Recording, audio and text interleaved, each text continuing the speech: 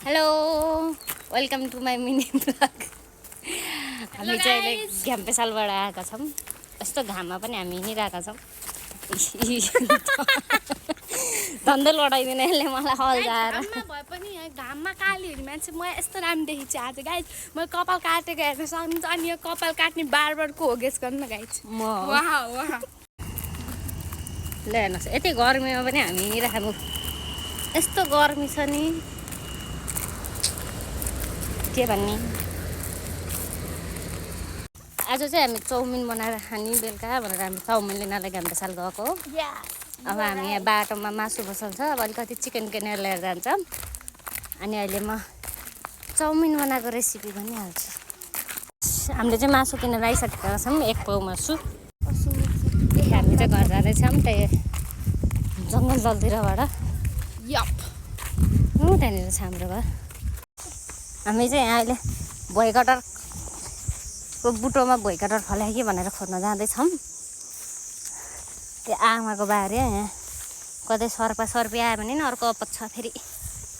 यस्तो छ बाटो। ओ हेरेर आऊ न यहीँ हो कि।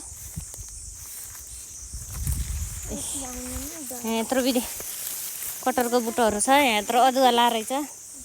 यो आमाको बारी हो। यहाँ 2टा कटर छ। एउटा यो एउटा यो 2टा उता माथि नि रहेछ 3टा। कुना काप्चारातिर नि कतै छ कि कटर त रहेछ के अरे। सबै काँचा रहेछन्। 4-5वटा कटर रहेछन् तर सबै काँचा छन्। यहाँ चाहिँ बाख्राले यसरी आधी झ्यालबाट मुन्डो घुसारेर हेरे हौ।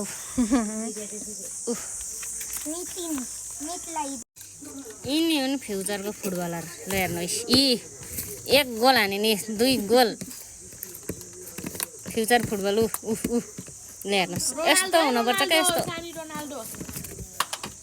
ल गोल एकैचोटि गोल। ल हेर्नुहोस् साथीहरू हाम्रो अब चाउमिन बनाउने प्रक्रिया स्टार्ट भयो। अदुवा चाउमिनमा हाल्ने अदुवा रोपेकै छैन क्या मैले। हामी चाहिँ लोकल अदुवा मामा घरबाट आमाले टिपेर ल्याइदिएर हामी घरमा अदुवा लिएर जान लागेका छौँ। यो चाहिँ चाउमिनमा हाल्ने बन्दा पियाज खोर्सानी। अनि यो चाहिँ मासु।